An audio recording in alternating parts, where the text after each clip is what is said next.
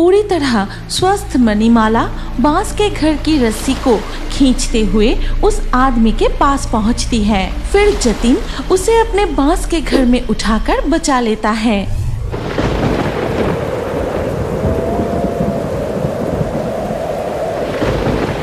घने बादल जमने के कारण लगातार 5 दिन से बारिश हो रही है और धीरे धीरे खेतों में पानी जमने पर फसल नष्ट होने की कगार पर है। सारे फसल सड़ने लगी है। बस कुछ ही दिनों की बारिश में ये हाल है। अगर नदी में बाढ़ आ गई तो सब कुछ तबाह हो जाएगा। मैं नदी किनारे जाके देख आता हूँ। ये कहकर जतिन यमुना नदी के ओर चला जाता है। फिर नदी किनारे पहुँचते ही देखा, अरे बाप रे, नदी में कितना पानी बढ़ गया। अगर मेरी आशंका सही निकली, नहीं, मुझे पहले से कुछ इंतजाम करके रखना पड़ेगा। हाँ, ये सोचते हुए जतिन बांस के जंगल की ओर जाता है और वहाँ आज ये 2 कटे हुए बांस घर ले जाता हूँ। कल सुबह आकर थोड़ा ज्यादा बांस ले जाऊंगा। फिर जतिन घर पहुँच के पत्नी को बुलाने लगा। लावण्य, लावण्य, कहाँ रह गई? ये क्या, तुम बांस क्यों लाए हो? और हमारा खेत की फसल सब कुछ ठीक तो है ना? नदी का बहुत बुरा हालत है। अब ये बांस ही हमें बचा सकता है और खेत में एक भी फसल ठीक नहीं है। बारिश में सब बर्बाद हो गया है। धीरे धीरे रात हो जाती है। रात में जतिन, उसकी बेटी तितली और लावण्य साथ बैठकर खाना खाते हैं। भाग्यवान, कल बारिश रुकते ही कुछ बांस काट के लाना पड़ेगा। इतना सारा बांस से क्या करोगे? नदी का पानी लगभग भर चुका है। किसी भी वक्त बाढ़ आ सकता है। फिर रात का खाना खाकर सब सो जाते हैं। रात जैसे जैसे बढ़ती है, बारिश भी तेज होती जाती है। सारी रात मूसलाधार बारिश होती ही रहती है। उधर बहुत दूर जंगल में नदी किनारे दिखता है। मैं अब और आगे नहीं बढ़ सकती। मैं बहुत घायल हूँ। तुम हमारी बेटी को लेकर किसी सुरक्षित जलाशय या तालाब में शरण लो। मेरी चिंता मत करो। तुम दोनों और यहाँ मेरे लिए मत रुको। चले जाओ, चले जाओ। मणिमाला, हम तुम्हें छोड़कर कहीं नहीं जाएंगे। माँ, मैं भी तुम्हें छोड़कर कहीं नहीं जाऊंगी, कहीं नहीं जाऊंगी। तभी अचानक नदी में तेज बाढ़ आता है और उसी बाढ़ में घायल जल पड़ी मणिमाला खुद को रोक नहीं पाती और वो बह जाती है। माँ, तुम कहाँ जा रही हो? मुझे छोड़कर मत जाओ माँ। माँ, तुम मेरे पास आ जाओ, मुझे छोड़कर मत जाओ। मणिमाला, मणिमाला, तुम्हें कुछ नहीं होगा। मैं तुम्हें बचाने आ रहा हूँ, घबराना मत। हीरक कुमार, तुम मुझे बचाने के लिए नदी के इस तेज धारा में मत आओ, नहीं तो तुम भी। देखते ही देखते मणिमाला नदी की तेज धारा में बहुत दूर बह जाती है। घायल मणिमाला बिल्कुल भी तैर नहीं पाती और बहते बहते बहुत दूर निकल जाती है। फिर धीरे धीरे सुबह हो जाती है और बारिश भी थोड़ा रुक जाती है। माँ, जरा मैं खेलने जाऊँ? कई दिनों से मैं बाहर खेलने नहीं गई। ज्यादा देर नहीं करूँगी, अभी लौट आऊंगी। नहीं, बिल्कुल नहीं, अभी कहीं मत जाना। बारिश थोड़ी रुकी है, अब मैं जल्दी से गाय का दूध निकल लेती हूँ। सुनो भाग्यवान, मैं यमुना के किनारे के जंगल से कुछ बांस काटने जा रहा हूँ। लौटने में देर होगी। ठीक है, ध्यान से जाना। ये कहकर लावण्य गाय का दूध निकलने लगती है। तभी तितली अपनी माँ से कहती है, माँ, मुझे बाहर जाने दीजिए ना माँ। ठीक है, जाओ, पर इस बरसात के मौसम में ज्यादा दूर खेलने मत जाना, क्योंकि कभी भी बारिश फिर से शुरू हो सकती है। माँ की मुँह से हाँ सुनकर तितली खुशी खुशी खेलने चली जाती है। चलो ना, आज सब मिलके हम नदी की तरफ जाते हैं। नदी में कितना पानी है देखेंगे। नहीं, नदी किनारे जाना ठीक नहीं होगा, वहाँ खतरा हो सकता है। अरे चल ना, कुछ नहीं होगा, हम दूर से पानी देखकर ही लौट आएंगे। ठीक है, चलो फिर। तितली और उसके दोस्त खेलते खेलते यमुना नदी का पानी देखने चले जाते हैं। उधर जतिन बांस के जंगल में, अब ये सारे बांस लेके मैं घर जाता हूँ। जल्दी काम शुरू करना पड़ेगा। तभी जतिन को अचानक अचानक नदी के किनारे से किसी के रोने की आवाज सुनाई देती है। नदी की तरफ से किसी की रोने की आवाज आ रही है। हाँ, मैं एक बार जाके देखता हूँ। जतिन नदी किनारे जाकर एक आश्चर्य घटना देखता है। नदी के किनारे एक पेड़ के तने में एक जलपरी फंसी हुई है। जतिन उसकी तकलीफ देखकर साहस करके उसके पास जाता है।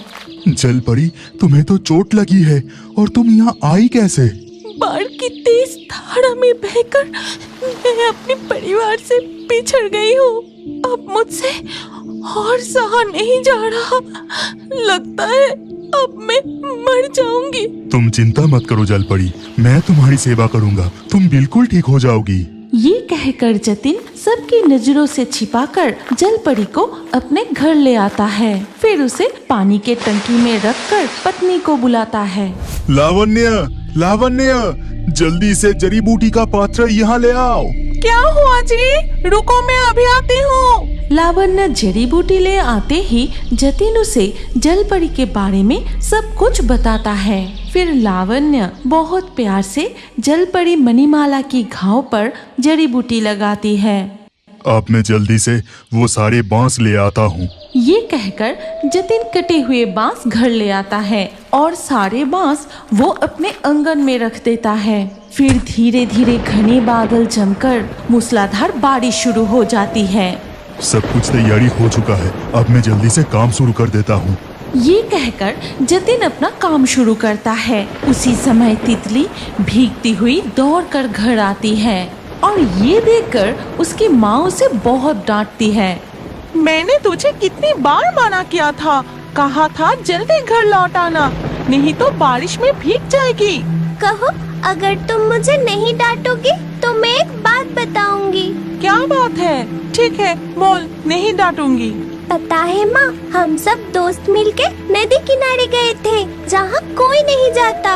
वहाँ देखा नदी से गांव की तरफ तेजी से पानी घुस रहा है। सच में क्या? रुक, मैं तेरे पिताजी को अभी बताती हूँ। लावण्य दौड़ते हुए जाके जतिन को गांव में पानी घुसने की खबर देती है। फिर वो देखती है कि जतिन बांस से एक सुंदर घर बनाया है। मुझे अभी जाके गांव वालों को बताना होगा, नहीं तो बाढ़ के पानी में सब बह जाएंगे। ये कहकर जतिन सबके घरों में जाकर गांव में बाढ़ का पानी घुसने की खबर देता है। सुनो सुनो, यमुना के पानी गांव में घुस रहा है। तुम सब जल्दी से अपना घर छोड़कर कहीं ऊंची जगह पे चले जाओ। इसके बाद गांव के लोग बाढ़ के पानी से जान बचाने के लिए ऊंचे महफूज जगह में चले गए। उधर नदी का पानी बह के गांव में घुसने लगे थे। जतिन अपने घर लौटकर अपनी बेटी, पत्नी और गाय को लेकर उस तैरते हुए बांस के घर में शरण लेता है। फिर धीरे धीरे पानी और तेज बहने लगा। तभी तितली अचानक देखती है, माँ, पिताजी, वो देखो, लगता है कोई पानी में डूब रहा है। वो तो तैर नहीं पा रहा, अगर उसे अभी पानी से नहीं निकाला वो डूब जाएगा। लेकिन इतनी जल्दी वहाँ तक पहुँचे कैसे? ऐसे हालात देख जलपरी कहती है, चिंता मत करो, इस बांस के घर से जो रस्सी बंधी है उसे खींचकर मैं तुम्हें उस आदमी तक ले जाती हूँ। पूरी तरह स्वस्थ मणिमाला बांस के घर की रस्सी को खींचते हुए उस आदमी के पास पहुंचती है। फिर जतिन उसे अपने बांस के घर में उठाकर बचा लेता है। धन्यवाद जलपरी, अगर तुम हमारे इस बांस के घर को उसके पास नहीं ले जाते तो उसे बचाना असंभव होता। जो भी इस बाढ़ के पानी में डूब रहे हैं, हमें उन सबको बचाना होगा। ये कहकर मणिमाला जलपरी बांस के घर को खींचते हुए ले जाती है और अगर कोई बाढ़ के पानी में डूब रहा होता है उसे बचा लेती है। क्या आप जानना चाहते हैं कि मणिमाला जलपरी अपने पति और बेटी के पास वापस जा पाएगी या नहीं? क्या वो भी इस बाढ़ से बच पाए हैं? अगला एपिसोड देखने के लिए कमेंट में नेक्स्ट पार्ट जरूर लिखिए। पिकलू मत्स्य कन्या को कंधे पर उठाकर अपने घर ले आता है और उनके घर के पीछे जो बड़ा सा पानी की टंकी है उसमें उसे छिपा देता है और गांव में एक भयंकर बाढ़ आ जाती है। एक दिन शाम के वक्त गांव के छोटे छोटे बच्चे मैदान में खेल रहे थे। तभी अचानक आसमान काले बादल से छा जाता है।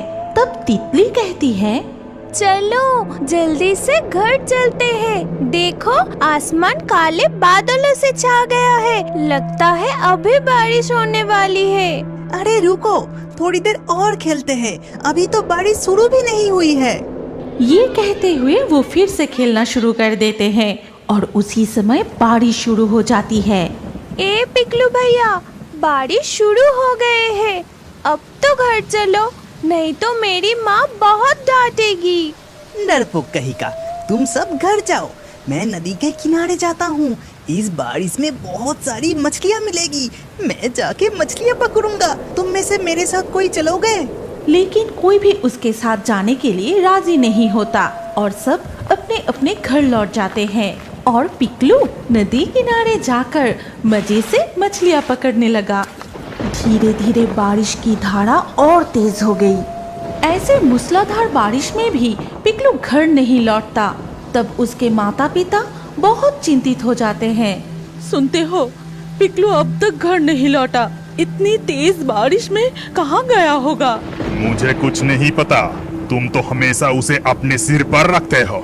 गांव के सारे बच्चे बारिश से पहले ही अपने घर लौट आए और ये बदमाश अभी तक घर नहीं लौटा।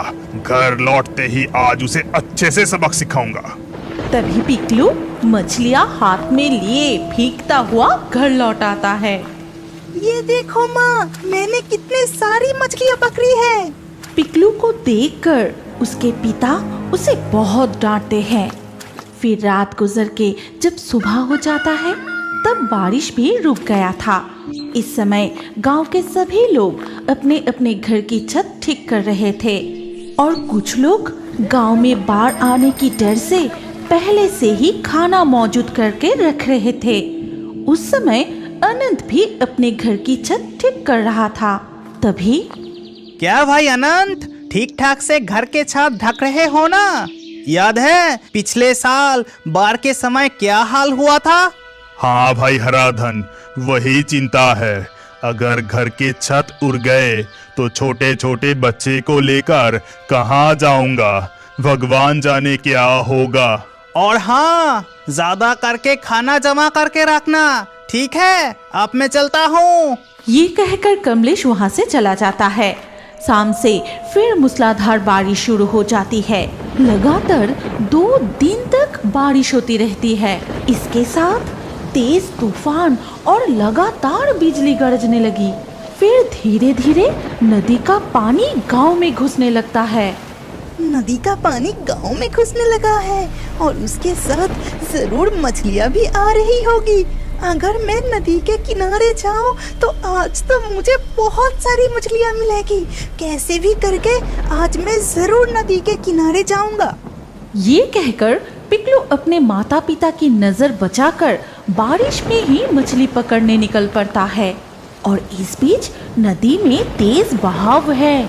समंदर का पानी नदी में प्रवेश कर रहा है और इस तेज बहाव में एक मत्स्यकन्या अपने परिवार से बिछड़कर नदी में आ जाती है। तब पिकलू नदी के किनारे पहुंचते ही सुनता है,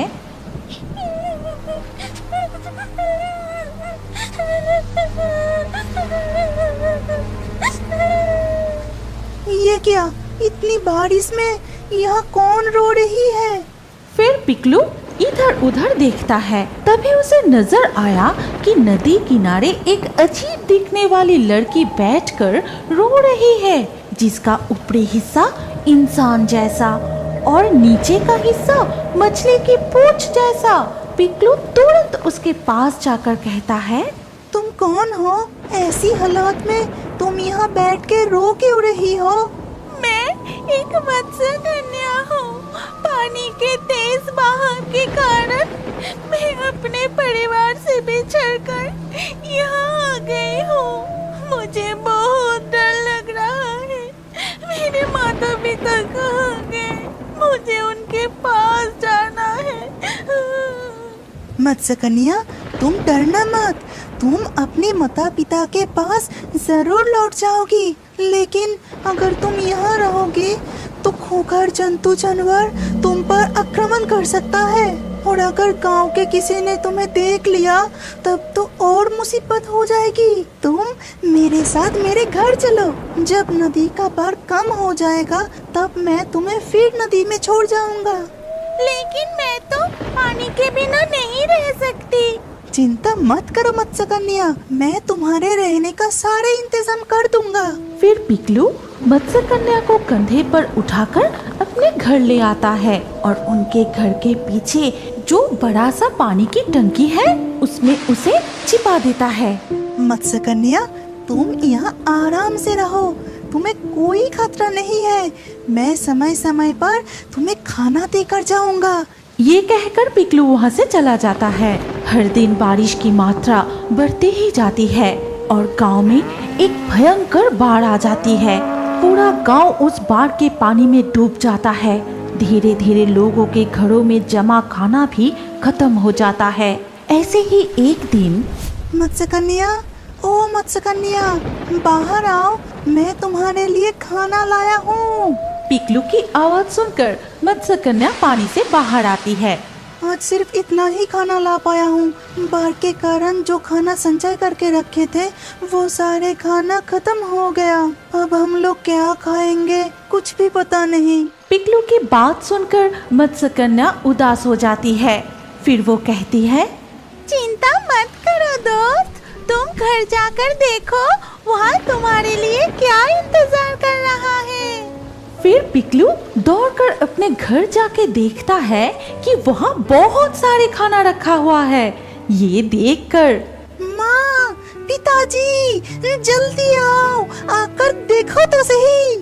फिर पिकलू के माता पिता वहाँ आकर इतने सारे खाने को देख अचंभित हो जाते हैं। फिर पिकलू उन्हें सारी घटना बताता है। फिर सब मिलकर मत्स्य कन्या के पास जाते हैं। तुम्हें बहुत बहुत धन्यवाद मत्स्य कन्या। मैं जानता हूँ कि तुम जादू करके ये सारे खाना लाए हो, लेकिन मत्स्य कन्या सिर्फ हम नहीं, इस गांव के और भी लोग हैं जिनके खाना खत्म हो गया है। मेरे दोस्त भी शायद भूखे होंगे, तुम उनके लिए भी कुछ खाने का इंतजाम कर दो। ये बात सुन के मत्स्य कन्या जादू करके बहुत सारा खाना लाती है। तब पिकलू और उसके माता पिता मिलकर गांव के सभी घरों में वो खाना पहुंचाते हैं। लेकिन इधर बारिश थमने का कोई नाम ही नहीं है। धीरे धीरे बाढ़ और भयानक रूप ले लेती है। ऐसे ही एक दिन पिकलू उदास होकर मत्स्य कन्या के पास बैठता है। क्या हुआ है दोस्त, तुम्हारा चेहरा फीका क्यों है? तुम इतना उदास क्यों हो? हाँ मत्स्य कन्या, आज तो पोलियो की दवा पिलाने की दिन है। मुझे भी अपनी बहन को पोलियो की दवा पिलानी है, लेकिन इतनी बारिश और बाढ़ में बहन को पोलियो की दवा पिलाने कैसे ले जाऊं? तुम चिंता मत करो दोस्त, मैं अभी सारे इंतजाम कर देती हूँ। ये कहकर मत्स्य कन्या अपना रूप बदलकर एक नाव बन जाती है और कहती है, जाओ दोस्त, इस नाव में बैठकर तुम अपनी बहन को पोलियो की दवा पिलाने ले जाओ और साथ ही गांव के और बच्चों को भी ले जाओ जिन्हें पोलियो की दवा की जरूरत है। चलो जल्दी करो। मत्स्य कन्या के कहे अनुसार पिकलू और उसकी माँ बहन को लेकर पोलियो की दवा पिलाने जाते हैं। गांव के और भी माएं अपने बच्चों को लेकर नाव में बैठती हैं और सभी बच्चों को समय पर पोलियो की दवा पिलाई जाती है। इस तरह मत्स्य कन्या अलग अलग तरीकों से बाढ़ के समय सबकी मदद करती रहती है। धीरे धीरे बारिश भी कम हो जाती है। बाढ़ का पानी भी धीरे धीरे उतरने लगता है। एक दिन तुम्हें बहुत बहुत धन्यवाद मत्स्य कन्या। ऐसी बाढ़ में तुमने हमारी बहुत बहुत मदद की। नहीं दोस्त, तुमने भी तो मेरे संकट के समय मुझे अपने घर में आश्रय दिया। चलो दोस्त, अब मैं तुम्हें नदी में छोड़ के आता हूँ। अब तुम्हारा अपने माता पिता के पास लौटने का समय आ गया है। चलो। फिर पिकलू मत्स्य कन्या को कंधे पर उठाकर फिर से नदी में छोड़ने जाता है। तभी मत्स्य कन्या के माता पिता उसे ढूंढते हुए नदी के किनारे आ जाते हैं माता पिता को देखकर मत्स्यकन्या बहुत खुश होती है और उनके गले लग जाती है और आज तक की पूरी घटना खोल के बताई। सब सुनने के बाद मत्स्यकन्या की माँ मणिमाला कहती है, ये लो, ये जादुई मोती तुम अपने पास उपहार के रूप में रखो। जब भी किसी समस्या में पड़ोगे, इस मोती को नदी के पानी में स्पर्श कराकर हमें याद करना।